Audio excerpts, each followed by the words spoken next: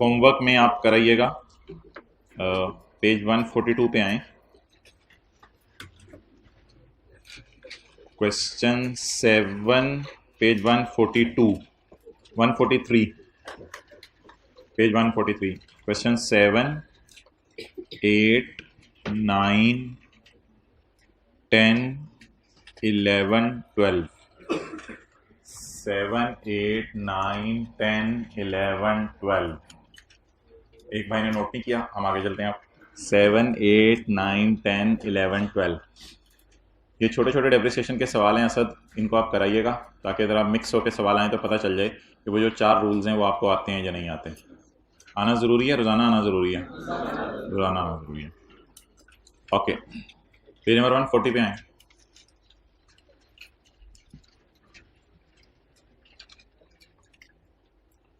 अच्छा भाई, व्हीकल्स दो किस्म की हैं। एक हैं flying for hire. Flying for hire कौन सी व्हीकल होती है? मिसाल के तौर पे आप कलमा चौक पे जाके खड़े हुए तो डेवो बस वाले कह रहे थे मुल्तान मुल्तान मुल्तान मुल्तान, गुजरांवाला कराची कराची। तो ये जो डेवो बस है ये सवारियों को बिठाएगी, बिठा के किराया लेगी। न्यू खान बस पिछरा Shahi Qila Minar Pakistan, New Khan bus. A bus taking passenger from Lahore to Kasur. Kalma चौक पे आप जाके खड़े हुए, कसूर कसूर कसूर कसूर कसूर कसूर कसूर। इतनी दफ़ा उसने कहा बैठने में मजबूर हो गए, चलो यार चलते ही हैं, देखते हैं। ये वो बसेज हैं जो किराया लेती हैं, किराया लेती हैं।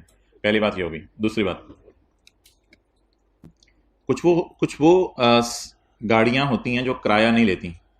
मिसाल के तौर पे कॉलेज वालों ने सरासिफ को एक गाड़ी लेके दे दी। Employer has provided employee with a car.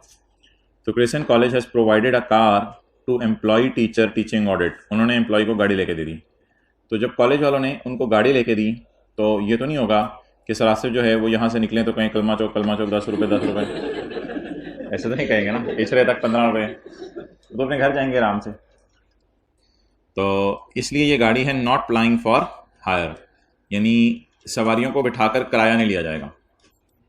इसी तरह डॉलेंस ने अपने सेल्स मैनेजर को गाड़ी दे दी। Employer has provided employ with a car. इधर देख रहे हैं ना आप लोग, ठीक है। तो इस सूरत के अंदर भी इस गाड़ी को कहा जाएगा नॉट फ्लाइंग फॉर हायर। तो फ्लाइंग फॉर हायर होते हैं सवारियों से किराया लिया जा रहा है। फ्लाइंग फॉर हायर होते हैं सवारियों को बिठा के उनसे क्या लिया जा रहा है? किराया लिया जा रहा है। अच्छा, अब इन दोनों की टैक्स ट्रीटमेंट में फ़र्क है। इनकी टैक्स ट्रीटमेंट मैंने आपको पढ़ाई नहीं, इसलिए ये मैं छुपा रहा हूँ, और इनकी टैक्स ट्रीटमेंट मैंने आपको पढ़ाई है। गाड़ी के बारे में 2 रूल आपको पता है। 25 लाख से ऊपर की गाड़ी खरीदेंगे, ज्यूम किया जाएगा 25 लाख की खरीदी है, और गाड़ी पे इनिशियल अलाउंस कैलकुलेट नहीं करना। लेकिन आज ये बताने लगा हूँ कि अगर गाड़ी फ्लाइंग फॉर हायर है, अगर गाड़ी क्या है? फ्लाइंग फॉर हायर है, तो ऐसी सूरत में आपने इस रूल को ऑपोजिट कर देना है। क्या मतलब? डेवो बस 25 लाख से ऊपर की ही होती है। डेवो वालों को हुकूमत वाले ये नहीं कहते, शर्म नहीं आती 25 लाख से ऊपर की बस खरीदी है। उन्होंने कहा भाईजान बसा है, बस बड़ी बड़ी बस होती है, अब क्या करें, 25 लाख की तो कोई बसी भी नहीं मिलती, तो बस अब आप बस करा दी आपने हमारी। तो डेवो बस वाले अगर 25 लाख से ऊपर की बस खरीदें कोई मसला ही नहीं, 2 करोड़ की बस को डेप्रिशिएट कर दीजिएगा, और इस पर इनिशियल अलाउंस भी मिलेगा, और इस पर इनिशियल अलाउंस भी मिलेगा। चलो जो वेट करे हो एंड पे आके बैठ जाओ अब। अच्छा, इनिशियल अलाउंस का रेट यहाँ फिर 25% ही होगा। हालांकि बस है, प्लांट मशीनरी नहीं है, लेकिन मजबूरन अब हम 25% रेट ही यूज़ कर सकते हैं, और क्या करें। चलिए मैं लिख देता हूँ आके 25%। ये ऐसे मुंह उठा के बैठे होते हैं, कोई फरिश्ता साथ आए वो साथ नोट कर रहे हैं। ओके, तो अगर पेपर में क्वेश्चन साइलेंट होगा तो आप कौन सी वाली गाड़ी एज्यूम करेंगे? हमेशा नॉट फ्लाइंग फॉर हायर। और न्यूमेरिकली वैसे आती ही ये है पेपर में, बसों की न्यूमेरिकल्स और ये चीज़ें न्यूमेरिकल्स, ये कहाँ से आपको आने हैं पेपर में? बहरहाल ये बात पता होनी चाहिए, फ्लाइंग फॉर हायर का रूल। तो डेवो बस 25 लाख से ऊपर की हो सकती है, 3 करोड़ की बस है तो उसको डेप्रिशिएट करें, और इनिशियल अलाउंस भी माइनस करने की इजाज़त है। ये दोनों बातें पढ़ लेते हैं। इसी सफ़े पे देखें point 5। In this section eligible depreciable asset means a depreciable asset other than vehicle. Vehicle depreciable नहीं है, बट ग्रीन वाली बात पढ़ लें। However vehicle plying for hire is an eligible depreciable. However vehicle plying for hire is an eligible. ये eligible है। Eligible for what? Eligible for initial allowance. However vehicle plying for hire, जिस पर बिठा के सवारियों को किराया लिया जाता है, is an eligible depreciable asset. Okay next. अब वो 25 लाख वाली लाइन ढूंढे, वहां भी एक बात लिखी हुई है। 25 लाख वाली लाइन पिछले सफे पे है।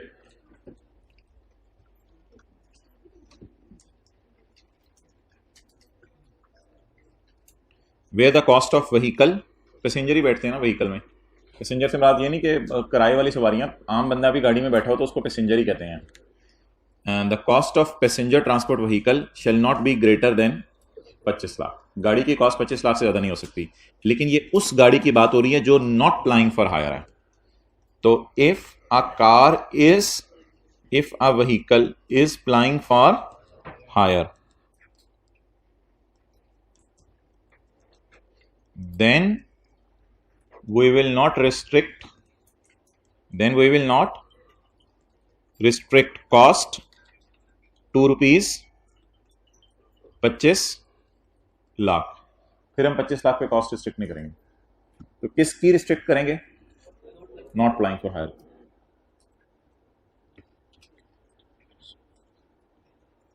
जब 15 मिनट रह जाए क्लास खत्म होने में तो मुझे याद कराइएगा। वो हमने शुरू करना है क्वेश्चन नंबर 10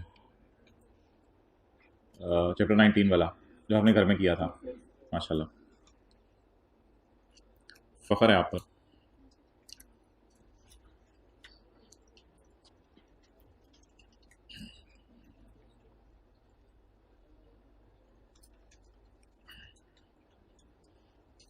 जी मोहतरम, पेज 146 का टॉप।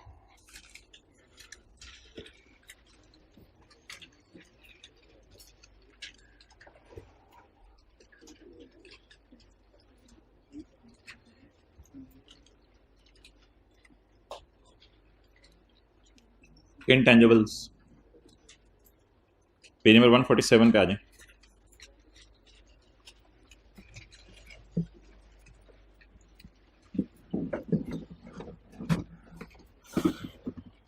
इंटेंजिबल्स में कोई ज़्यादा टफ चीज़ें नहीं है। इंटेंजिबल्स हमारा कोई 25-30 मिनट में शायद ये सेक्शन ख़त्म हो जाए। इंटेंजिबल्स में असल में मेथड जो है वो स्ट्रेट लाइन है, ये फ़ायदा है। WDV मेथड नहीं है। और इंटेंजिबल्स में बस हम कॉस्ट को लाइफ पे डिवाइड कर देंगे तो हमारी मोटिवेशन निकल आएगी। कैलकुलेटर जब हाथों में हो और दिमाग इधर हो, आंखें भी इधर हो और दिल भी इधर हो।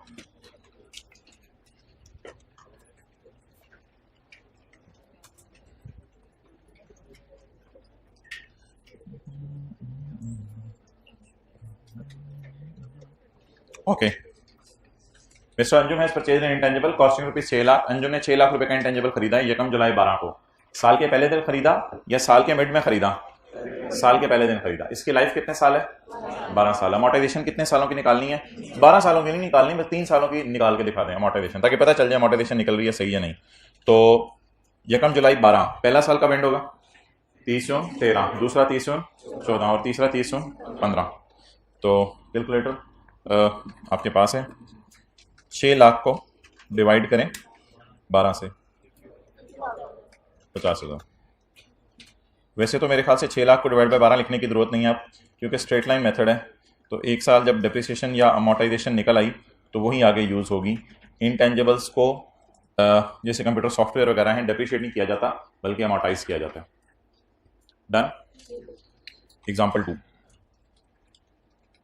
किताब की तरफ मत देखें उधर, उसमें तो सोल्यूशन साथ दिया हुआ है। माशाल्लाह माशाल्लाह माशाल्लाह माशाल्लाह। है वसीयत, कोई नहीं जगह दे रहा यार, फिर ऐसा बैठ जाए। माशाल्लाह, शुक्रिया भाई, जज़ाकल्लाह। Mister Akram has purchased a computer software costing rupees 3 lakh on 1 July 12। Its residual value is 10,000। ये रेजिडुअल वैल्यू आपने इग्नोर करनी है। अकाउंटिंग की क्लास में रेजिडुअल वैल्यू हम माइनस करते थे, लेकिन टैक्स की क्लास में हमने रेजिडुअल वैल्यू माइनस नहीं करनी। एक पहली बात जो मैंने आपको अजीब सी बताई। Mister Akram has purchased a computer software of 3 lakh on 1 July 12। तो पहला साल कब खत्म होगा? 30 जून 13 को। इसकी लाइफ कितनी है एसेट की? 30 साल। तो हमने पहले साल की अमोर्टाइजेशन निकालनी है, दूसरे की, तीसरे की, चौथे की, पांचवें की, छठे की, या सिर्फ पहले 3 साल की? सवाल कह रहा है पहले 3 साल की निकाल दें। तो 3 lakh divided by 30 that comes to 10,000। और इसको फिर एज इट इज लिख लेते हैं क्योंकि मेथड कौन सा है? Straight line. Clear? Example 3, residual value tangibles में तो टेंजेबल्स में भी इग्नोर करनी है, और वैसे भी आपको पता है WDV मेथड में तो रेजिडुअल वैल्यू वैसे अकाउंटिंग में भी इग्नोर करते थे, तो इसलिए टेंजेबल्स में तो वैसे ही रेजिडुअल वैल्यू इग्नोर करनी है, और इन टेंजेबल्स में भी रेजिडुअल वैल्यू क्या करनी है? इग्नोर करनी है, माइनस नहीं करनी। Mister Wasim has purchased a computer software costing ₹10 lakh. Wasim ने 10 लाख का कंप्यूटर सॉफ्टवेयर खरीदा है on 1 July 2012। Its residual value is ₹10,000। इसकी रेजिडुअल वैल्यू 10,000 रुपये है। सो काट दें। Its life is not ascertainable. इस इंटेंजिबल की लाइफ पता नहीं है। मिसाल के तौर पे ये सॉफ्टवेयर है, ये सॉफ्टवेयर आया, आपने पूछा तुम्हारी लाइफ, खामोश है, कोई जवाब नहीं दिया। तुम्हारी लाइफ, कोई जवाब नहीं दिया, तो इट्स लाइफ इज नॉट मालूमेबल। इसकी लाइफ मालूमेबल नहीं है, अब मालूम नहीं हो पा रही इसकी लाइफ। तो उसके लिए मैं आपको थोड़ी देर बाद पढ़ाऊंगा। लॉ में एक जगह लिखा हुआ है कि इसको 25 साल फेंटे लगाएं, इसकी लाइफ 25 साल ले लें। तो ये एक अजीब सा कॉन्सेप्ट है जो अकाउंटिंग के टीचर नहीं पढ़ाते, ये से टैक्स की क्लास में है।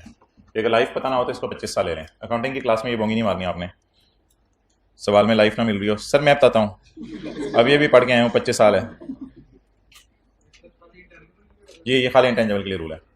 1 मिलियन डिवाइड बाई 25, 40,000।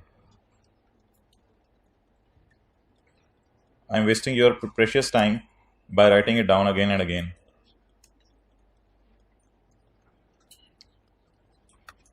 अगला सवाल, इसे कहते हैं सवालों की बौछार। Example number 4, mister Ali has purchased a computer software costing ₹3 lakh on March 13। पूरा साल इस्तेमाल हुआ या मार्च अप्रैल मई जून 4 महीने? तो पहला सवाल ऐसा आया है जिसमें हमने साल के पहले दिन एसेट नहीं खरीदा। अब अटेंटिव हो जाएगा। तो 1 मार्च 2013 को हमने एसेट खरीदा है। It's residual value is 10,000। It's life is 6 years. Calculate amortisation for first 3 years. 30/13 पहला साल बनेगा, दूसरा 30/14, अगला 30/15। तो आपका दिल चाह होगा कि मैं 3 लाख को डिवाइड करूं, लाइफ कितनी है? 6 साल, और मल्टीप्लाई करूं 4/12 से। लेकिन 4/12 से आपने मल्टीप्लाई नहीं करना।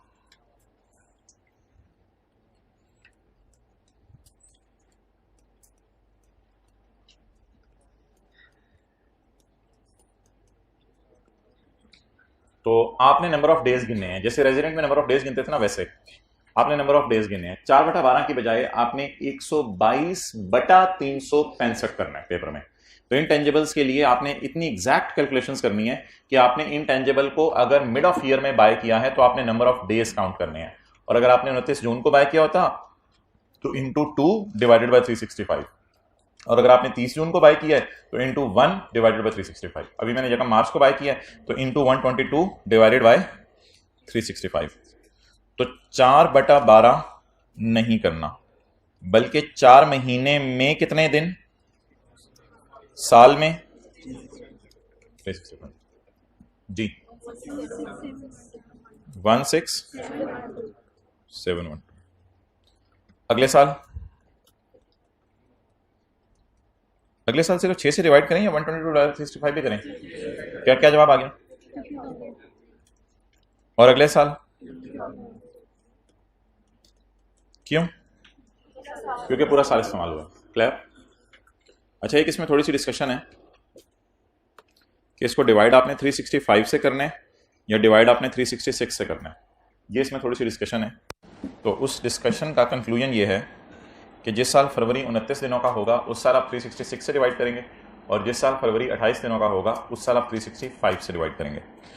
उसमें 2016 का साल गुजरे ना, अभी 2016 का साल, जब आप 7th 8th क्लास में होंगे, पता भी नहीं होगा सीए करना है, तो 2016 का जो साल आपका गुजरा है ना, उसमें भी लीप का साल था। 2020 तो अभी ताज़ा गुजरा है, आपकी जवानी चढ़ चुकी हुई थी 2020, तो टीन एज शायद पता नहीं ख़त्म हो चुकी हो या कुछ की अभी भी चल रही है। और 2024 ये भी 29 दिन आने हैं इसमें। तो ये 3 साल ऐसे हैं मैंने आपके शो कर दिए जिसमें 29 दिन होंगे फरवरी में। इसी तरह 2012, 2008, 2004 ये वो साल होंगे। लेकिन हमारे जो इस अटेम्प्ट के अंदर पेपर आएगा वो आएगा 30 जून 22 के साल का। अक्सर सवालों में रिक्वायरमेंट आप देखिएगा पेपर में लिखी होगी। ये जाने ना आप लोग सितंबर में जा रहे हैं ना आप लोग आई कैप, तो सितंबर में जब आई कैप जाएंगे तो देखिएगा कैलकुलेटर ही गिरता है, मोबाइल नहीं गिरता, कैलकुलेटर ही गिरता है, अल्लाह ना करे मोबाइल गिरे, लेकिन वैसे मैं कह रहा हूँ।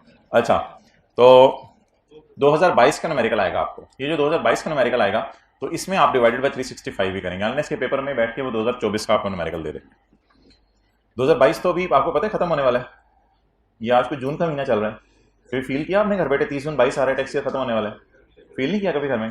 बल्कि एक दिन चलते चलते क्लासों में ऐसा होगा कि आप टैक्स ईयर 2022 में मैं आपको छोड़ूंगा और आप अगले दिन सुबह जब 1 जुलाई 22 की हमारी क्लास होगी तो मैं कहूंगा वेलकम इन टैक्स ईयर 2023। तो 2023 इंशाल्लाह आप कहेंगे इतना लंबा सेशन है हमारा, टैक्स ईयर 2022 में हमने क्लासें पढ़ना शुरू की थी अम्मी और टैक्स ईयर 2023 में जाके हमने क्लासें एंड की हैं। हो चलें आगे। तो डिवाइडेड बाय 365 करना है या 366 करना है? जिस साल फरवरी में 29 दिन होंगे तब डिवाइडेड बाय 366 करना है। ओके, कंटिन्यूइंग फ्रॉम एग्जांपल 4, कहते हैं एग्जांपल 4 को छिक के रखो, एग्जांपल 4 को जारी रखो। वैसे हम कब तक अमोर्टाइज कर चुके हैं? 30 जून 15 तक। कंटिन्यूइंग फ्रॉम एग्जांपल 4, अली ने बेच दिया सॉफ्टवेयर ऑन यकम सितंबर 15। ये जो यकम सितंबर 15 है ना, ये है टैक्स ईयर 2016। ये जो यकम सितंबर 15 है ना, ये है टैक्स ईयर 2016, क्योंकि अगला साल है ना। अच्छा, बेचने के साल में ना आपने अमोर्टाइज नहीं करना, बेचने के साल में आपने अमोर्टाइज नहीं करना, क्योंकि मुझे पता चल गया आपको बातों पे यकीन नहीं आता, तो थोड़ी देर में मैं पढ़ाऊंगा no amortization shall be allowed in the year of disposal. तो बेचने के साल में भाई ने निच भी ले लिया, अब हम आगे चलते हैं। No amortization in the year of disposal, बेचने के साल में आपने अमोर्टाइज नहीं करना। तो अब 16 के साल में अमोर्टाइज करें या ना करें? किस किस साल में अमोर्टाइज हो चुका है? 13 में, 14 में, 15 में। लेकिन अनलकीली भाईजान बीवी is not readily available. Yes, you can cheque book value, book value, book value, book value, WDV, WDV, CA, carrying amount. CA is not readily available. Here, carrying amount or book value or WDV is not available. You have to work hard to calculate book value, to calculate book value. So, let us write down consideration. 1,70,000. Less tax वालों की बीवी. Is it so? Yes. Tax वालों की WDV. Cost पकड़े, चले मैं पकड़ लेता हूं 3 लाख। कॉस्ट में से क्या माइनस करेंगे तो बीवी आ जाएगी? अकमुलेटेड अमोर्टाइजेशन, अकमुलेटेड से नहीं, अकमुलेटेड अमोर्टाइजेशन। कॉस्ट में से अकमुलेटेड अमोर्टाइजेशन माइनस करें। 16,712 को लाया जाए, आ गए हैं। 50,000 को लाया जाए, अगले 50 नहीं, आपने नहीं बोलना, आ गया। अगले 50,000 को लाया जाए, 1,70,000 थोड़ा सा उधर हो जाए, काफी लोग आ गए हैं। 50,000 को लाया जाए। Now the BV is readily available. नहीं, कैलकुलेटर तो दबाना ही पड़ेगा, कुछ ना कुछ तो करना ही पड़ेगा। कैलकुलेटर को प्रेस करें, 3 lakh minus 1,671 minus 50 minus 50, cost minus accumulated amount 18,288। इस बुक वैल्यू की आपको कदर होगी क्योंकि ये बड़ी मेहनत करके कैलकुलेट हुई है। अब आप कंसिडरेशन में से माइनस कर दें WDV 13 negative. What is this? Loss नहीं, टैक्स वालों का लॉस। टैक्स वालों के मुताबिक एसेट बेचने पे क्या आ गया? लॉस आ गया। डन। चलें जी, अब ये सारी बातें जरा पढ़ लें। जिसको शौक हो रहा है क्वेश्चन 6 का वो कर ले, मैं जरा पढ़ा लूं।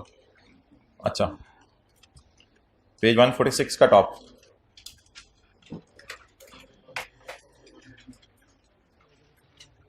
Intangibles.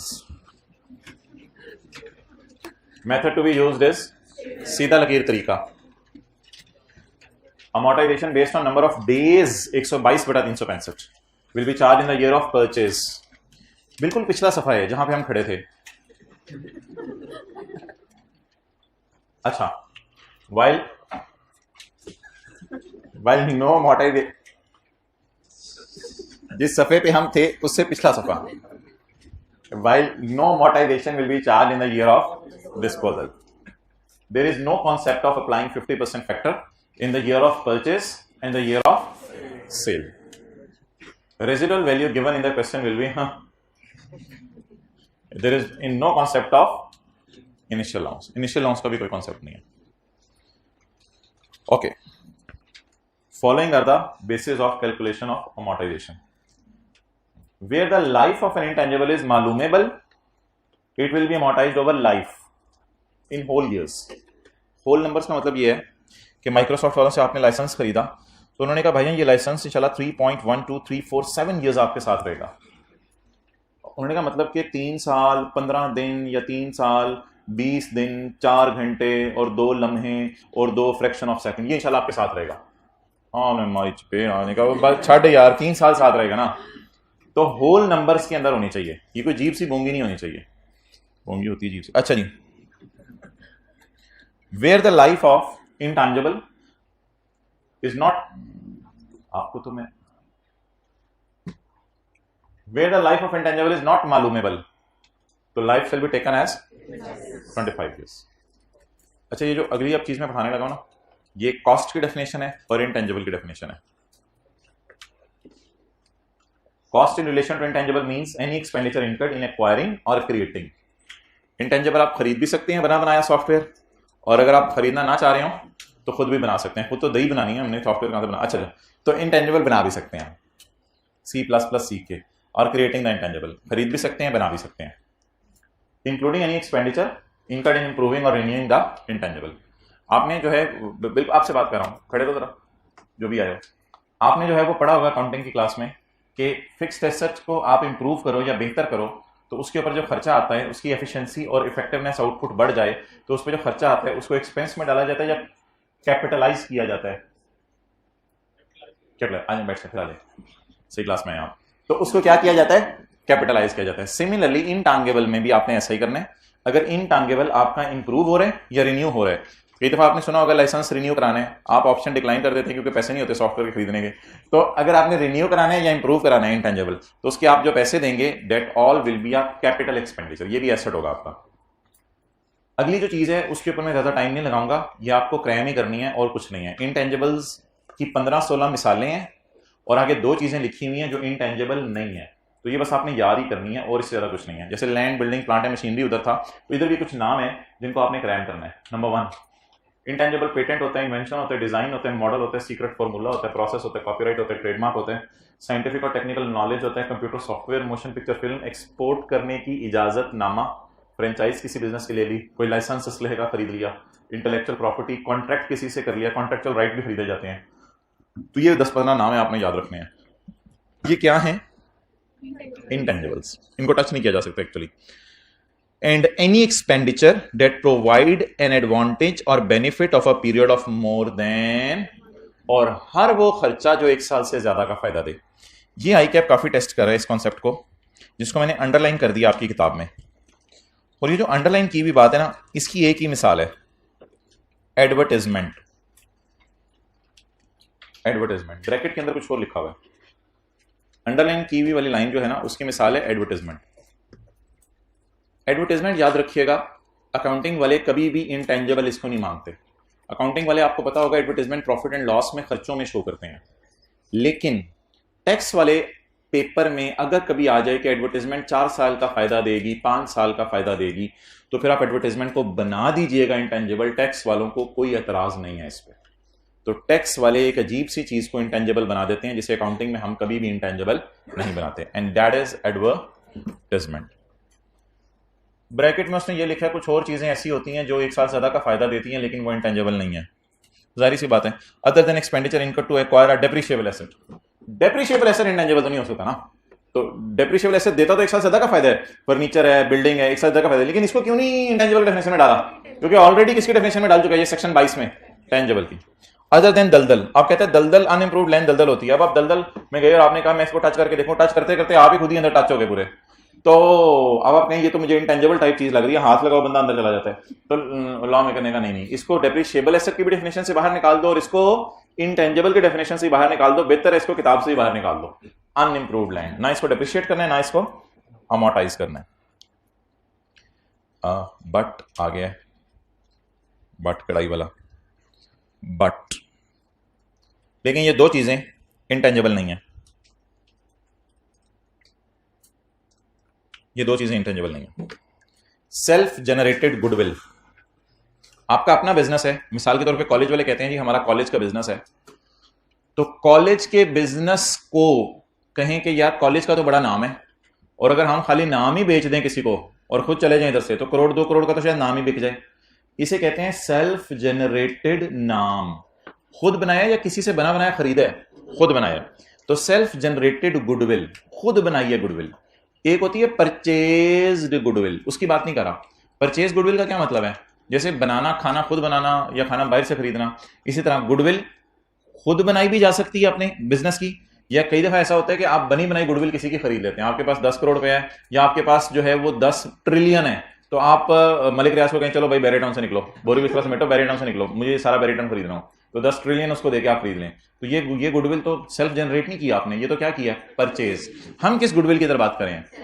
जो खुद बनाई है आपने गुडविल। अच्छा, अब लोग 2 नंबरी करते थे, खुद अपनी गुडविल बनाते थे और कहते थे कॉलेज वाले मिसाल के तौर पे ये हमारी 3 करोड़ गुडविल है।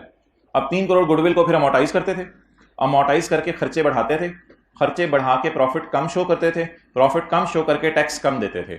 इसलिए लॉ मेकर ने इन लोगों को चपेट मार के कहा भाईजान आप गुडविल को इनटेंजिबल की डेफिनेशन से ही बाहर निकाल दो। इसलिए ये लोग फिर गुडविल को एसेट बना के अमोटाइज नहीं कर सकते। तो कौन सी चीज गुडविल की, सॉरी, इनटेंजिबल की डेफिनेशन से बाहर निकल गई? Self generated goodwill. Any adjustment due to any accounting treatment. इसकी मिसाल मादरत के साथ FAR 1 के सिलेबस में कोई नहीं है। जो FAR 2 पढ़ रहे हैं, डेफर्ड टैक्स एसेट, इसकी एक मिसाल है। डेफर्ड टैक्स एसेट एक ऐसी चीज होती है जो अराइज होती है due to an accounting treatment. तो ऐसी कोई चीज अगर आ जाए तो कहते हैं इसको भी आपने अमोटाइज नहीं करना, इसको भी अमोटाइज करने की इजाजत नहीं है। तो इसकी मिसाल जो FAR 1 पढ़े हैं, कोई लिखने की जरूरत नहीं है, you have to just cram this, nothing else.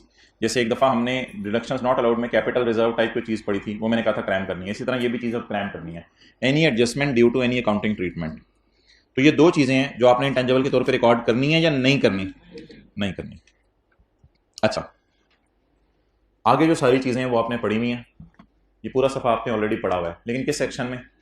Depreciation के सेक्शन में। इसमें 1 या 2 लाइन नहीं होगी, वो मैं बता दूंगा, बाकी सारी बातें पुरानी हैं। तो अटेंशन जरा दीजिएगा ताकि वो चीजें अगर आपने याद नहीं की हुई तो इधर बैठ के आपको याद हो जाए। उधर हमने 3 बातें पढ़ी थी। पहली बात पढ़ी थी होली या पार्टली बिजनेस में यूज हो, लाइफ 1 साल से ज्यादा हो, इस्तेमाल करने से नॉर्मल वियर एंड टीयर हो। 3 बातें याद आ रही हैं थोड़ी थोड़ी, वो उधर पढ़ी थी। इधर 2 बातें हैं, होली और पार्टली बिजनेस में यूज हो और लाइफ 1 साल से ज्यादा हो। वियर टीयर वाली बात इसने नहीं की। पॉइंट 2 तो कल भी पढ़ा था और परसों भी पढ़ा था।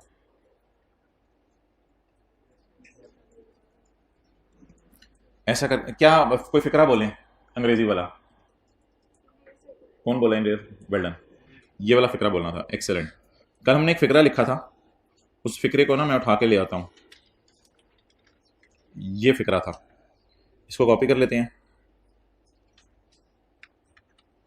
कभी कभी ना टैक्स वाले दीवाने हो जाते हैं और कहते हैं पूरे इंटेंजिबल को ही खर्चे में डाल लो, फिर उसको 20 साल 25 साल 30 साल पे अमोटाइज करें, या उसको पहले साल ही सारा उठा के खर्चे में डाल लें? पहले साल ही उठा के सारा खर्चे में डाल लें। अच्छा, ये मिसाल हो गई हमारी। इसको हम थोड़ा सा बदल लेते हैं। बदल कैसे लेते हैं? कल यहां एसेट लिखा हुआ था, आज हम यहां लिख लेते हैं सॉफ्टवेयर। कल यहां प्लांट लिखा हुआ था, आज हम यहां लिख लेते हैं सॉफ्टवेयर। इन रेयर सर्कमस्टांस FBR आपको इजाजत दे सकता है कि पूरे सॉफ्टवेयर की कॉस्ट ही खर्चे में डाल दो in the year of rare circumstances. General rule नहीं है, कभी कभी FBR इजाजत दे सकता है। तो अगर आपने बाय किया सॉफ्टवेयर जगह में 14 को 10 मिलियन का, तो 14 में ही कितना खर्चे में डाल लेंगे? 10 मिलियन। नोट कर लें, वो फिर आपको हो जाएगी, वो अमोटाइज होगी अगर उसकी लाइफ गिवन है तो। नहीं है तो 25 साल पे कर दो।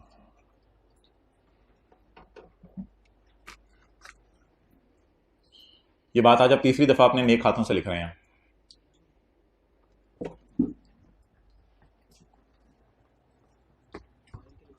क्या चीज? साथ वाले से पूछो, फिर मैं आके बताता हूं।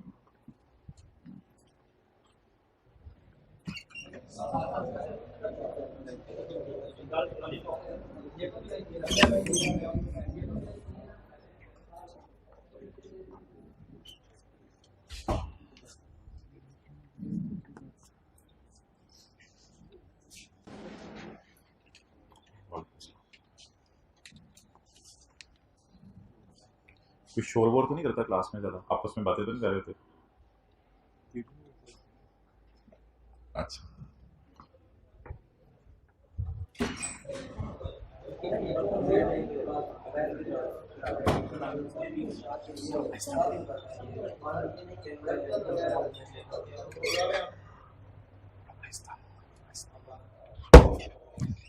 जी मोहतरम, आपको लफ्ज समझ आ गया? वो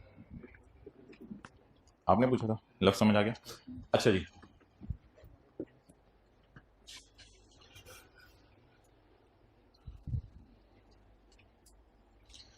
no amortization reduction. No amortization reduction shall be allowed if the full cost of intangible is allowed as reduction in the year of purchase. कोई amortization रिकॉर्ड करने की इजाजत नहीं जब आप पूरी कॉस्ट को ही किस में डाल दें, खर्चे में डाल दें. No amortization will be allowed. ये बात आपको मैंने पढ़ाई थी, पॉइंट 7, किसी को याद हो तो याद आ गई? Action speak louder than words. अच्छा, 90 रुपये का आपने कोई ऐसा खरीदा है तो इसकी लाइफ है 3 साल. तो पहले साल 30 अमोर्टाइज करेंगे, दूसरे साल 30, तीसरे साल 30. The total deductions allowed during the ownership of asset shall not be greater than cost. The total deduction allowed during the ownership of asset shall not be greater than cost. Maximum कितनी amortisation record की जा सकती है? जितनी cost है, cost से ज्यादा नहीं. ओके. अच्छा, एक बात करनी थी आपसे, इसको भी कंटेक्ट कर लो, सारे तरह मुतवज्जो हो जाए. असल में ना एक फॉर्मूला है, वो मैंने आपको बताना है. यार हंसते क्यों है? खुदा के लिए कभी पढ़ाने भी दिया करें. कुछ सीरियसली अगर बंदा बात कर ही दे, समझा ही रहा हो, जिंदगी में संजीदगी भी ले आए. अच्छा, एक ना फॉर्मूला है, उसमें जब हम डाटा डालेंगे तो अमोर्टाइजेशन निकलेगी. उसमें आपने ए को ऊपर रखना है, बी को नीचे रखना है, दरमियान में डालना है आपने बटा, डिवाइड. ए ना, इसमें आपने कॉस्ट लेनी है हल्की आंच पे, और नीचे आपने रखना है बी. लेकिन लाइफ दीवानों वाली नहीं लेनी, होल ईयर्स में लेनी है, या 3 या 4 या 5. ये नहीं कहना 3.232 ईयर्स लाइफ है माशाल्लाह. तो ये फॉर्मूला जो है ना, ये अमोर्टाइजेशन दे दिया करेगा. The amortization shall be computed as follows. इसको जरा तसल्ली से ना आपने याद करने का जाके. अच्छा,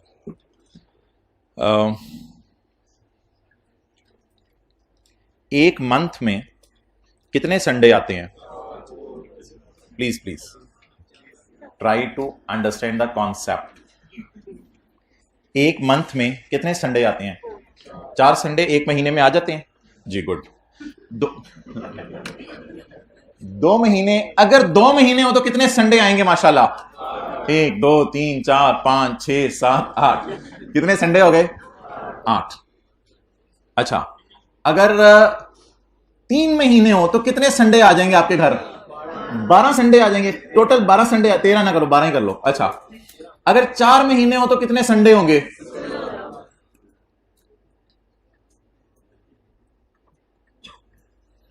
4 महीने में कितने संडे आपने निकाले हैं? बोले बोले बोले. 4 महीने में 16 संडे. जून में कितने संडे? 4. मई में कितने संडे आ जाएंगे? 4. अप्रैल में 4. मार्च में 4. कितने संडे हो गए? 16 संडे हो गए. 16 संडे इसमें से निकाल दे. डन हो गया.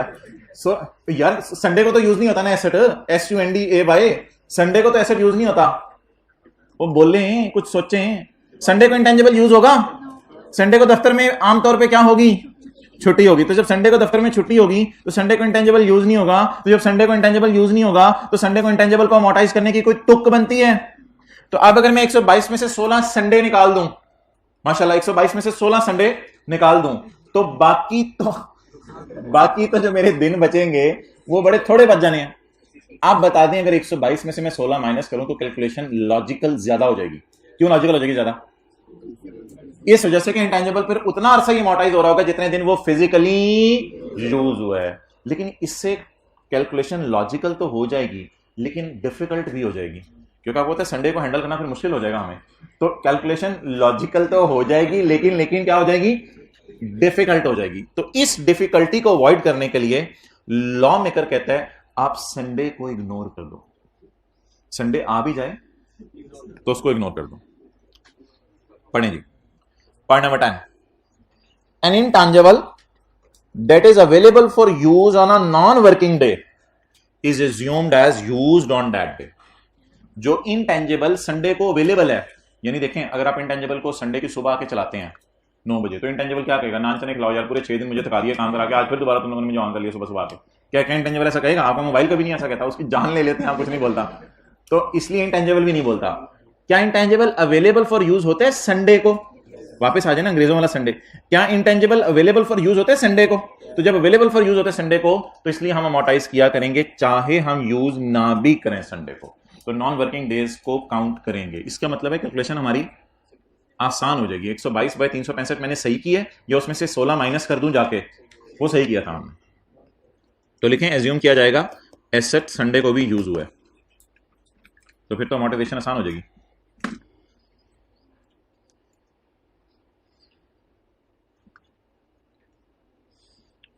अच्छा, देखिएगा,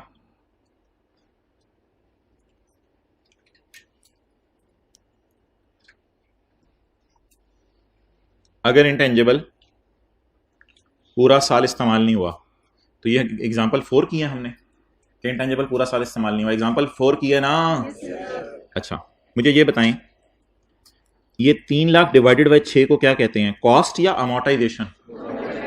अगर इसका नाम फिलहाल मैं ए रख दूं, एक और फॉर्मूला मैं कराने लगाऊं। पहले तो मैंने एक और फॉर्मूला कराया ना, जिसमें मैंने इसका नाम ए रखा है और लाइफ का नाम बी रखा है। अब मैं एक और फॉर्मूला कराने लगाऊं।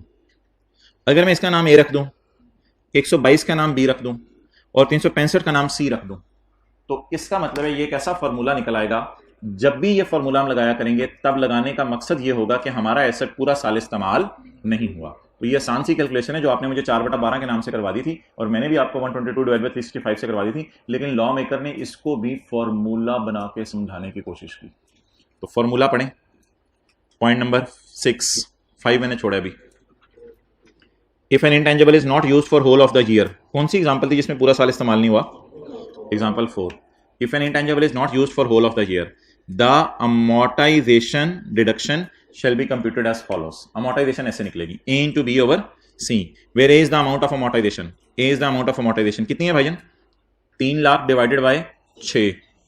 A is the amount of amortization and A is the amount of amortization. B is the number of days intangible is used, 122, and C is the total number of days in the tax year. Not तो A होगा amortization, B होगा 122 और C होगा 365। तो formula बनेगा A into B over C, यानी 3 lakh divided by 6 into 122 divided by 365, ये बन जाएगा formula A into B over सी।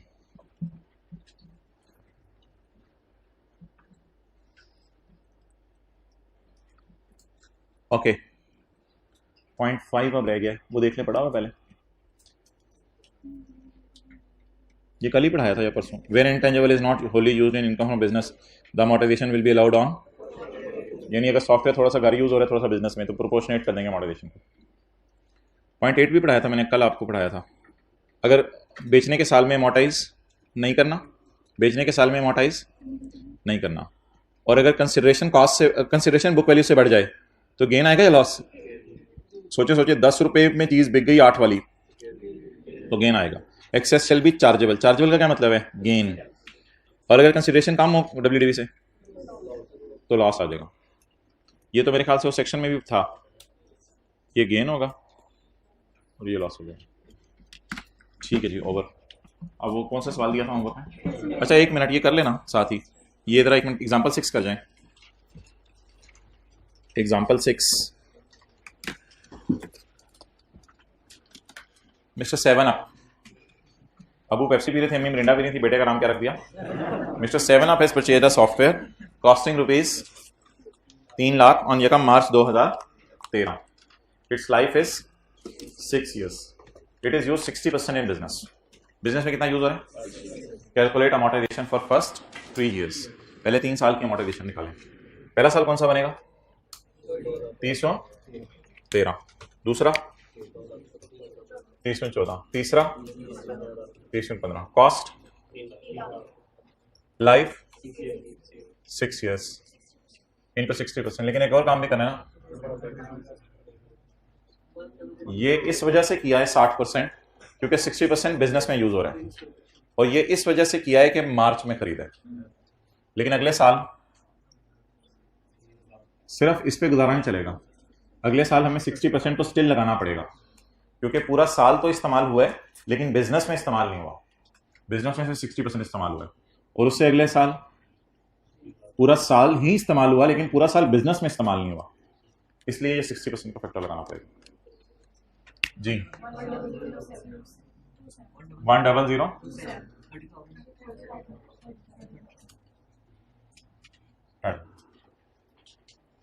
तो ये वो जो मैंने अभी पढ़ाया था, where an asset is partly used in deriving income from business and partly for another use, the amortization will be allowed on proportionate base.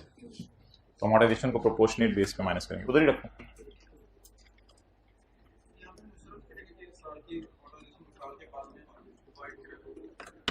वो तो उसकी जरूरत नहीं है ना, क्योंकि WDV वहां गलत निकलने का खतरा होता था, यहाँ तो रेट ही कॉस्ट पे लग रहा है, तो वो गलती का चांस नहीं। ओके ठीक है जी, हमारी एक एग्जांपल रहेगी, एग्जांपल 7। असल में ये अजीब सा रूल है, ये इंशाल्लाह मैं कल पढ़ाऊंगा। और इसी तरह सफ़े के टॉप पे अगर आप देखें तो पॉइंट 9 भी रह गया, इसी सफ़े पे, इसी सफ़े के एंड पे एग्जांपल 7 रहेगी और इसी सफ़े के टॉप पे पॉइंट नंबर 9 रह गया, बाकी इंटेंजिबल्स हमारे खत्म हो गए हैं। वो अब सवाल निकाल लें चैप्टर 19 का, क्वेश्चन नंबर 10।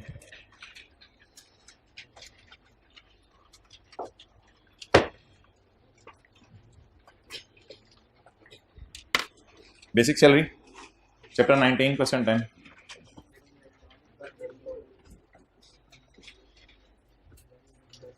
असल में ना इस सवाल में मैंने कोई चीज़ समझानी नहीं है, ये मुझे पॉइंट नंबर जो 6 है ना, इस पे 15 मिनट लगेंगे बस, पॉइंट नंबर 6 समझाने पे 15 मिनट लगेंगे, बाकी इंशाल्लाह इस सवाल में कोई ऐसी चीज़ नहीं है।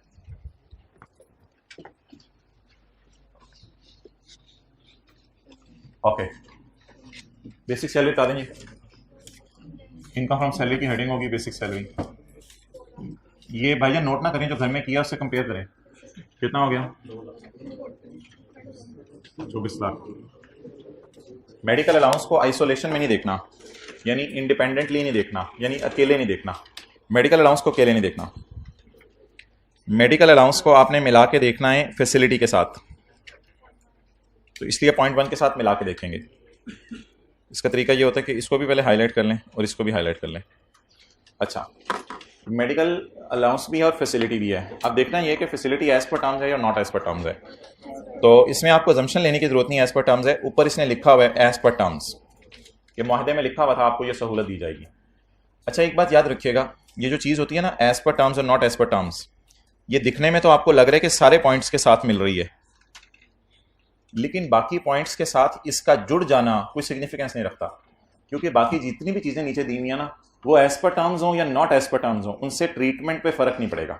मिसाल के तौर पे एम्प्लॉयर ने एम्प्लॉय को ओवर टाइम दे दिया एज पर टर्म्स, वो भी इनकम में ऐड होगा, एम्प्लॉयर ने एम्प्लॉय को ओवर टाइम दे दिया नॉट एज पर टर्म्स, वो भी इनकम में ऐड होगा। ये जो एज पर टर्म्स और नॉट एज पर टर्म्स वाला लफ्ज़ है ना, सिर्फ एक चीज़ के साथ पूरे लॉ में लगा हुआ है, और वो है मेडिकल फैसिलिटी। तो इसलिए इसने ये जो लफ्ज़ लिखा है ना, in accordance with the terms of employment, ये हम मिला के सिर्फ पॉइंट 1 के साथ ही पढ़ सकते हैं, बाकी पॉइंट्स के साथ इसकी कोई सिग्निफिकेंस नहीं है। तो हॉस्पिटलाइजेशन हो गई एज पर टर्म्स।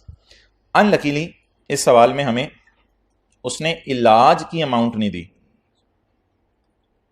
अनलकीली इस सवाल में उसने हमें इलाज की अमाउंट नहीं दी, काश वो सवाल में इलाज की अमाउंट दे देता, लेकिन मेरे ख्याल से ये तो लिमिट उसने दे दी है कि 15 लाख तक का इलाज करवाऊंगा, उसमें से 6 लाख का कराया, 7 लाख का कराया, 8 लाख का इलाज करवाया, वो गिवन नहीं है। लेकिन कोई मसला नहीं, अगर वो गिवन नहीं भी है, हमने जब डिसीजन ले लिया कि एज पर टर्म्स है, तो वो इलाज का खर्चा गिवन होता भी तो हमने माफ करना था, इसलिए नहीं गिवन तो भी कोई हर्ज नहीं।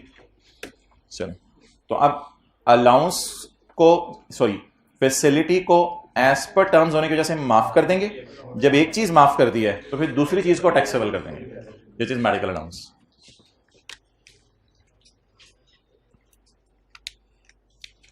ओके, फैसिलिटी को मैंने माफ कर दिया क्योंकि ये क्या है एज पर टर्म्स, तो फैसिलिटी को एज पर टर्म्स होने की वजह से माफ कर दिया, पीछे क्या बच गया मेडिकल अलाउंस। अलाउंस को फिर मैं फुली टैक्सेबल कर दूंगा क्योंकि एक चीज को मैंने माफ कर दिया जी। Amount 30,000 multiplied by 12 360,000। Utilities allowance आगे आ रहा है सवाल में, कितना है? बस कैमरा उधर ना लेके जाओ, सवाल इनके पास है किताबों में। 10,000 into 12 1,20,000। Payment of his children school fees of 15,000, the fees is deposited directly into the schools bank. भाईजान ये एम्प्लॉयर ने इसको बेनिफिट दिया, he was provided the following benefits. वो जो आपने डिडक्टेबल अलाउंसेस में पढ़ा था ना कि डिडक्टेबल अलाउंस मिलेगा, वो तब मिलेगा जब एम्प्लॉय खुद अपनी जेब से बच्चों की फीस पे कर रहा हो। यहां एम्प्लॉय अपनी जेब से बच्चों की फीस नहीं पे कर रहा, तो इसलिए डिडक्टेबल अलाउंस वाली बात नहीं सोचनी। ये तो आपको एक बेनिफिट है जो एम्प्लॉयर की तरफ से मिल रहा है, तो इसको सैलरी में सिर्फ ऐड करेंगे। तो fees of Bablu and Tinku 15,000 ज़रब 12, 180,000। Rent free accommodation provided by employer 1000 square yard, 1000 square yard हो, 100 स्क्वायर यार्ड हो, जो 5000 स्क्वायर यार्ड हो, इससे कोई फर्क नहीं पड़ेगा। अकोमोडेशन में रूल है हायर ऑफ, इधर देखें, अकोमोडेशन में रूल है higher of 45% of basic salary, या वो पैसे जो एम्प्लॉयर देता अगर घर ना देता। तो ऐसी सूरत के अंदर वो पैसे जो एम्प्लॉयर देता अगर घर ना देता गिवन नहीं है, तो बहालत मजबूरी हम सिर्फ क्या ऐड करेंगे, 45% of basic salary. Accommodation 45% of 24 lakh 1080। हाँ, इसमें बेहतर है कि हम एक नोट दे आए, note number 1, as amount that would have been paid is not given, as amount that would have been paid is not given, so I am only adding 45% of basic salary। इसलिए मैं 45% of basic salary add कर रहा हूं, और अगर वो given होती फिर दोनों में से हायर को ऐड करना था। 2 गाड़ियां एम्प्लॉयर ने एम्प्लॉय को दी हुई है, एक टांग एक गाड़ी में, एक टांग दूसरी गाड़ी में। One of the cars was purchased for 30 lakh, एक गाड़ी 30 लाख की है, एंड इज, इधर देखें ना, one of the cars for 30 lakh, एक गाड़ी 30 लाख की है, and is exclusively used for business. Personal वाली का 10% था, पर्सनल और बिजनेस वाली का 5% है, और बिजनेस वाली का 0% है। तो इसलिए पहली गाड़ी को इग्नोर करेंगे, यानी गाड़ी होगी पूरी, आप उसे इग्नोर कर देंगे। तो कार किस यूज के लिए, ऑफिशियल यूज के लिए, इसको आप इग्नोर करेंगे। नेक्स्ट, तशरीफ ले आएंगे दूसरी गाड़ी जी, हैंड ब्रेक लगाएं। इस गाड़ी का क्या करना है, second car was obtained on lease, तो फिर इसकी दीवाना वार क्या ढूंढे, फेयर वैल्यू, ऑन यकम फरवरी 2009, and is used partly for business and partly for personal. तो 5% या 10%, और फेयर मार्केट वैल्यू 18 लाख। अच्छा, अब फरवरी, मार्च, अप्रैल, मई, जून, कितने महीने बने, 5 महीने बने। तो एक रूल आज आपको मैं लिखवाने लगा हूं कि आपने गाड़ी के केस में और लोन के केस में कैलकुलेशन को मंथ बेस पे पोर्शन करना है। मंथ बेस पे पोर्शन क्या मतलब, 4/12, 6/12, 7/12, इसे कहते हैं मंथ बेस पे पोर्शन करना। तो पहले जरा ये रूल लिख लें आप कि गाड़ी के केस में और लोन के केस में कैलकुलेशन को मंथ बेस पे पोर्शन करेंगे।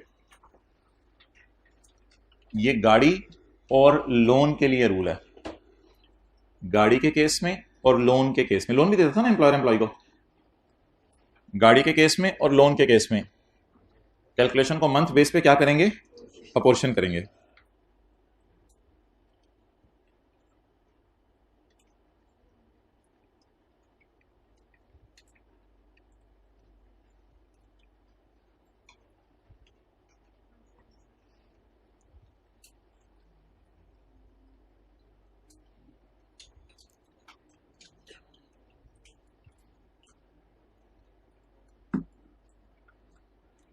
Okay.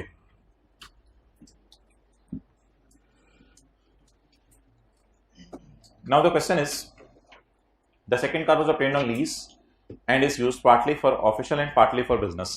इसकी फेयर वैल्यू कितनी है जी, 18 लाख। असल यार वो आपसे ये पिछली रो है ना, उसमें भाई सर रख के बैठे हैं नीचे जी। कार, गाड़ी की कॉस्ट बताएं, 18 लाख इंटू 5% इंटू फरवरी, मार्च, अप्रैल, मई, जून, कितने महीने बने, 5/2 जी। कैलकुलेशन करें, 37, कितना को यही जवाब निकल रहा है, 37,500 जी। हाइब्रिड में जिन लोगों ने हाथ खड़ा नहीं किया लेकिन जवाब यही था, वो जरा हाथ खड़ा करें। ओके, 37,500 निकले। अब भाईजान अल्लाह ही आपको हिदायत दे, कोई खुदा का खौफ करें, पागल बनाना कितना आसान हो गया आजकल। ये देखें, यकम फरवरी 2009 का मतलब है पिछले साल एम्प्लॉयर ने एम्प्लॉय को गाड़ी दी थी। हमारा तो 2010 का साल है। तो ये जो 5 बटा, अब आप हंसे, अपने ऊपर हंस रहे हैं आप, और किसी भी नहीं हंस रहे। ये जो 5/12 हुआ होगा ये पिछले साल करना था। हाँ, अगर इस सवाल में लिखा होता कि एम्प्लॉयर ने एम्प्लॉय को गाड़ी दी है यकम फरवरी 10 को, तो फिर फरवरी, मार्च, अप्रैल, मई, जून, फिर 2010 मेरा ईयर एंड है, फिर करते। तो ये तो पिछले साल गाड़ी दी थी। 90,000। तो क्यों नहीं हमने 5/12 किया? अगर एम्प्लॉयर एम्प्लॉय को इस साल गाड़ी देता, फिर करते हैं ना 5/12। तो इस साल तो पूरा साल एम्प्लॉय ने गाड़ी इस्तेमाल की होगी, ऐसा ही है। चलें जी, लीव इन कैशमेंट इस साल मिली है, अगले साल मिली है, तो फिर इसको सैलरी में ऐड नहीं करेंगे। Leave in कैशमेंट received in next year. Okay, point 6 पे मैंने आपको बताया था, अभी टाइम लगेगा थोड़ा सा। पॉइंट सी जो है मैंने आपको कराया हुआ है, इसमें 2010 के न्यूमेरिकल में ना सिर्फ ये कैपिटल गेन ऐड होगा, क्योंकि ये सैलरी वाली कैलकुलेशन 2009 और 6 में हुई थी। ये मैंने आप ही की क्लास में कराया था मैंने। तो ये 2010 में सिर्फ कैपिटल गेन इनकम ऐड होगी 67.5। बहरहाल अगर आपको भूला हुआ है तो I can't give time now. Point number D, an apartment owned by Zameer was rented out on यकम July 2009 to Abdul Gaffar at a monthly rent of 22,000। तो पहले साल के पहले दिन किराए पे दे दिया, तो 22,000 को 12 से मल्टीप्लाई करेंगे। He received a non adjustable amount of 1.5 lakh. नए किराएदार से कितने पैसे लिए? 1.5 लाख। ये पैसे नॉन एडजस्टेबल सिक्योरिटी टाइप चीज है, विच वॉज थोड़ा सा use to repay the non adjustable amount to the 90,000 to the previous tenant, जिसमें से थोड़ी सी पुराने टेनेंट को देने में इस्तेमाल हो गई। कितनी? 90,000। इसके बाद वो पुराना टेनेंट देखना पड़ता है आया कब था, जुलाई 2007 में। अब मुझे बता दें, क्या इसमें कोई एक बंदा आ रहा है, ये वाला सिनेरियो है, या कोई एक जा रहा है और नया नहीं आ रहा, ये वाला सिनेरियो है, या पुराना जा रहा है और नया आ रहा है वाला सिनेरियो? तो जब पुराना जा रहा है और नया आ रहा है, तो मैंने आपको कहा था आपने पकड़ा करने नए के पैसे। नए के पैसे कितने आ गए? 1,50,000। पुराने के 90,000 माइनस नहीं करने, 90,000 का वो पोर्शन माइनस करना है जो ऑलरेडी इनकम में जा चुका है। उसके लिए जरा थोड़ी सी टेंशन चाहिए होगी। जुलाई 7 2007 साल नहीं बनता, ये 2008 का साल बनता है। 2008 में 90,000 का 9,000 इनकम में गया होगा, और 2009 में भी 90,000 का 9,000 इनकम में गया होगा। 2010 तो हमारा साल है, हमारे साल तो नया 1.5 लाख रुपए आ गया है। तो पिछले साल और उससे पिछले साल यानी 2008 और 2009 में 90,000 का 1/10 इनकम में जा चुका है। तो इसका मतलब है 2008 में और 2009 में 90,000 का 99,000 इनकम में जा चुका है। जवाब क्या आ गया? इसको डिवाइड करेंगे 10 से ताकि जवाब आ जाए इनकम में ऐड करने के लिए 13,200। तो 13,200 में रेंट ऐड कर देंगे और in the end repair allowance minus कर देंगे। ये सेक्शन था 16 का 3 था ना, हाँ आखिरी वाला था, 16 का 3 था, आखिरी वाला सिनेरियो था। बैंक जो ज़कात विदहेल्ड करता है ना, ये वाली कैलकुलेशन आपको नोट नहीं करने का मैं टाइम दे रहा, जो आपने होमवर्क में की थी, आपकी जो गलती हुई है बस आपने वो देखनी है। बैंक जो ज़कात विदहेल्ड करता है ना, वो हुकूमत के खजाने में उस ऑर्डिनेंस में जमा कराता है, इसलिए इस ज़कात को आप माइनस कर दीजिएगा। और टैक्स एट सोर्स कटाए मौके पे, ये न्यूमेरिकल के एंड पे जाके माइनस होना है। अच्छा जी, ये हमारा आज का दुला है, point number 6।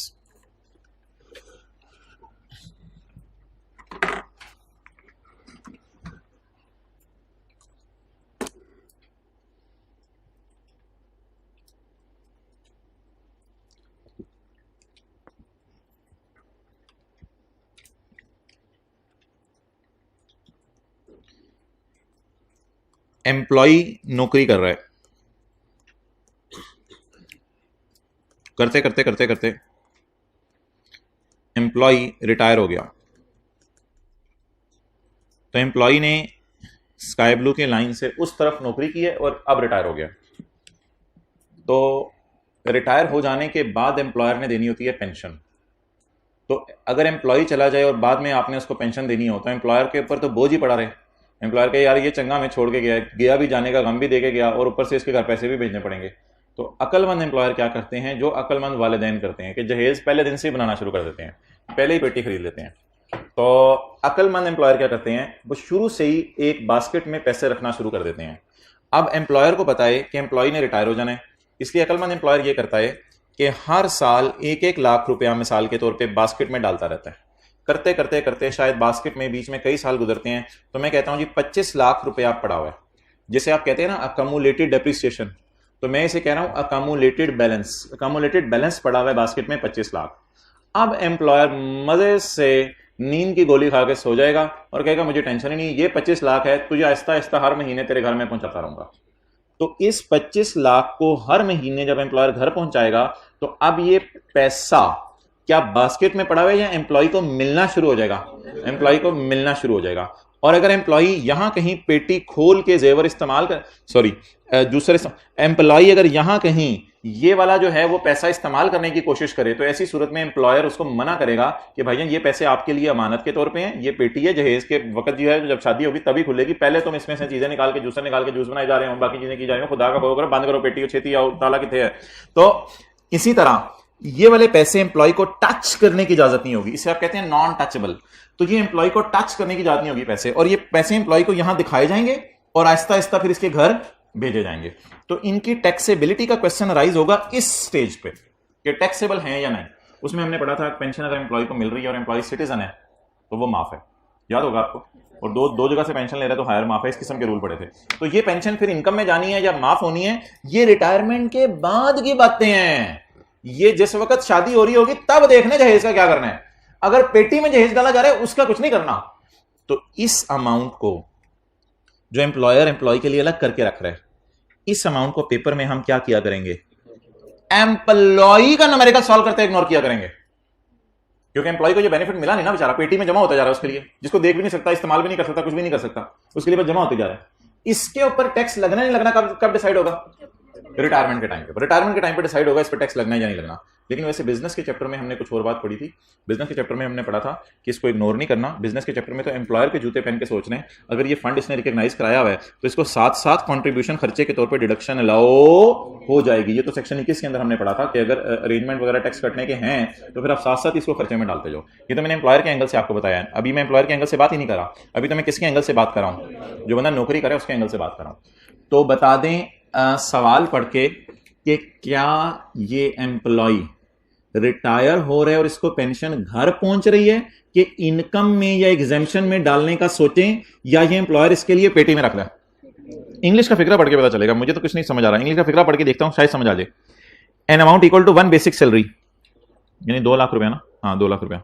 2 lakh was paid by employer, ना ना ना ना ना, टू पेटी, ये पेटी में डाले उसके लिए पैसे। इसको आप देख नहीं सकते जब तक शादी ना हो।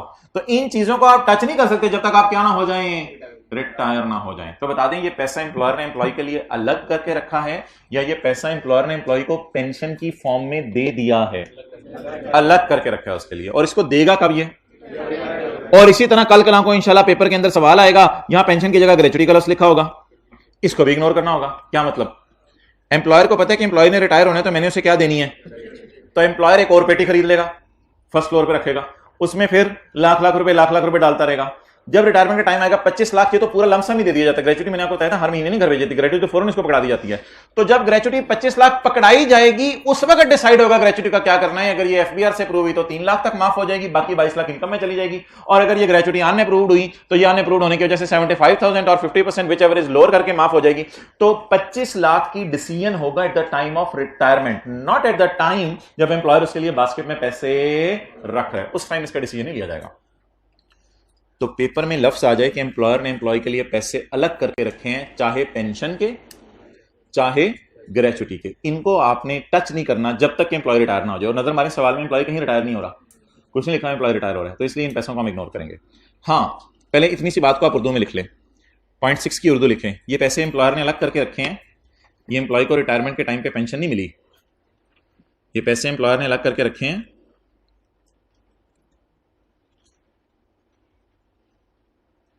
ये रिटायरमेंट के टाइम पे पेंशन नहीं मिली।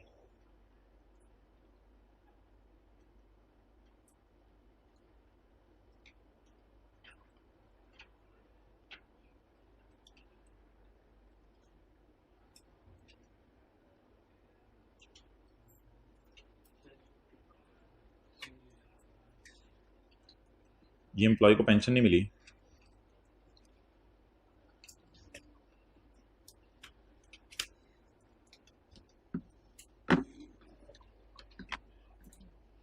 ओके,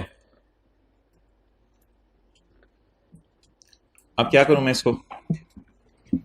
फिलहाल ये जो पैसे 2 लाख रुपए उसने एम्प्लॉयर ने अलग करके रखे हैं एक बेसिक सैलरी के बराबर, इसको क्या करूं? इनकम में डाल दूं? लेकिन कुछ ना कुछ लिखना तो सही है ना इधर। एम्प्लॉयर कंट्रीब्यूशन कहते हैं इसे, लेकिन ये एम्प्लॉयर कंट्रीब्यूशन वो वाला नहीं है, प्रोविडेंट फंड वाला नहीं है। एम्प्लॉयर कंट्रीब्यूशन इन पेंशन की basket, employer contribution in pension की बास्केट, इसे इग्नोर करेंगे।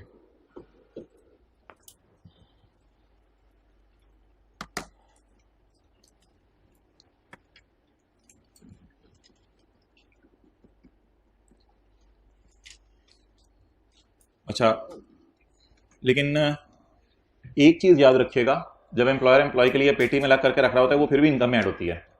वो पेंशन या ग्रेचुटी नहीं है, वो है प्रोविडेंट फंड, और उसके हमने बड़े बड़े न्यूमेरिकल किए हुए हैं। उसमें एम्प्लॉयर कॉन्ट्रीब्यूट, उसमें अकोमोलेटेड बैलेंस का हम वेट भी नहीं करते थे कि अकोमोलेट हो, हम साथ साथ ही एम्प्लॉयर कॉन्ट्रीब्यूशन एम्प्लॉयर इंटरेस्ट को साथ साथ सॉल्व करते रहते थे। उसमें चाहे एम्प्लॉयर उसके लिए बास्केट में रख रहे हैं फिर भी साथ साथ ऐड करना है, लेकिन उसमें भी शायद अनरिकग्नाइज्ड प्रोविडेंट फंड में हम साथ साथ ऐड नहीं करते थे, बल्कि अनरिकग्नाइज्ड फंड में वेट करते थे, वेट करते थे, वेट करते थे, वेट करते थे, वेट करते थे। जब रिटायर होता था तब सारे सालों का एम्प्लॉयर कॉन्ट्रीब्यूशन और सारे सालों का इंटरेस्ट जमा करके एक ही दफा से उसकी चाचू की जान लेते थे और उसकी इनकम में ऐड कर देते थे। लेकिन पेंशन और ग्रेचुटी जब एम्प्लॉयर अलग करके रख रहा होगा इग्नोर, और जब एम्प्लॉयर उसको देगा वो तो बड़ी डिटेल से रूल पढ़े हुए, पेंशन के ग्रेचुटी की लाइनें बना के वो बड़ी डिटेल से रूल पढ़े हुए। जी, इनकम फ्रॉम बिजनेस के चैप्टर में आ जाए। 2 मिनट है, आज छोड़ना नहीं जल्दी।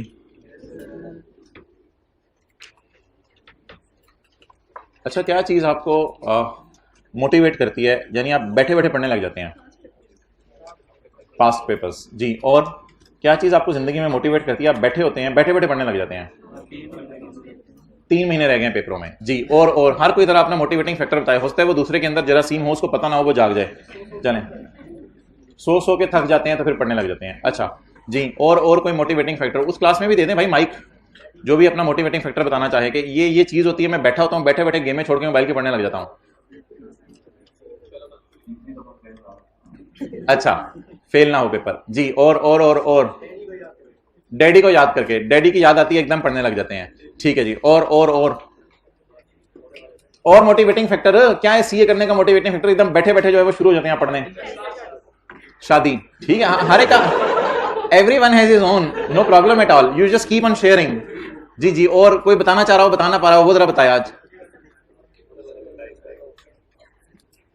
चलें, कुछ लोग ये भी सोचते हैं जल्दी जल्दी पढ़ाई से जान छूट जाए, पढ़ पढ़ के बूढ़े हो गए हैं। हाँ, अच्छा ठीक है, चलो ठीक है, मेरे ख्याल से बंद करो।